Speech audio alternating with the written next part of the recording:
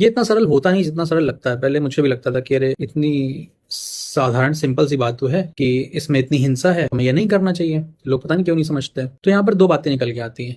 एक होता है जानना और एक होता है नियत। जानते तो हम सब है, जानकार तो हम सब है। आप किसी से पूछोगे तो हाँ बता देगा कि भाई किसी जानवर को काटने में ऐसा ऐसा होता है, ये होता है, वो होता है, उसमें स्टेरॉइड डाले जाते हैं, उनको बड़ा करा जाता है, और गाय के साथ ये अत्याचार होता है, वो अत्याचार होता है, उनके इंजेक्शंस लगते हैं, सबको पता है ना। और अपनी कंट्री है वो सेकंड नंबर की बीफ एक्सपोर्टर बन गई, इसी वजह से बन गई कि उनका हम दूध निकालते हैं, फिर वो नहीं देने लायक रहते हैं तो कटने चली जाती है, सबको पता है।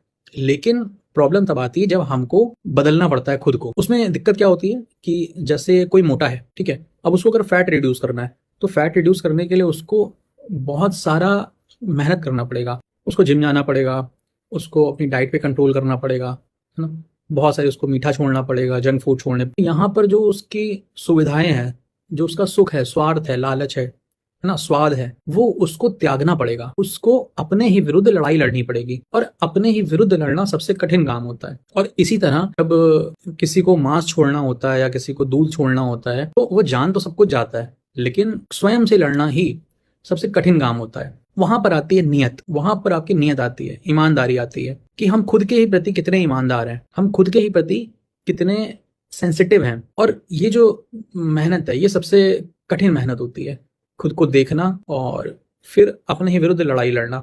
देखना कि ये जो मैं कर रहा हूँ, ये जो मैं किसी निर्दोष जानवर का मांस खा रहा हूँ, किसी दूसरे बच्चे का हक का दूध पी रहा हूँ, ये मेरा स्वभाव नहीं है, ये हिंसा है और ये मुझे कहीं ना कहीं दुख देती है, इसको मैं नहीं कर सकता। तो ये काम करना कठिन होता है। इसीलिए बहुत सारे लोग जानने के बाद भी बेहोश होकर मांस खाते रहते हैं, दूध पीते रहते हैं और भी 75 चीजों में इन्वॉल्व रहते हैं, क्योंकि वो खुद से लड़ने में डरते हैं, खुद के विरुद्ध जाने में लड़ते हैं। और यहीं पर रोल आता है भगवत गीता का, जो हमको बताती है कि लड़ाई कहीं बाहर नहीं लड़ी जाती, लड़ाई स्वयं से लड़ी जाती है। और जो आचार्य प्रशांत बहुत ही खूबसूरत तरीके से हम सबको भगवत गीता पढ़ा रहे हैं, उसका मर्म बता रहे हैं, और हम सब कहीं ना कहीं अपने भीतर की लड़ाई लड़ने में सक्षम हो पा रहे हैं। हम खुद जान पा रहे हैं कि जो दुश्मन बैठा है वो बाहर नहीं, हमारे ही अंदर है।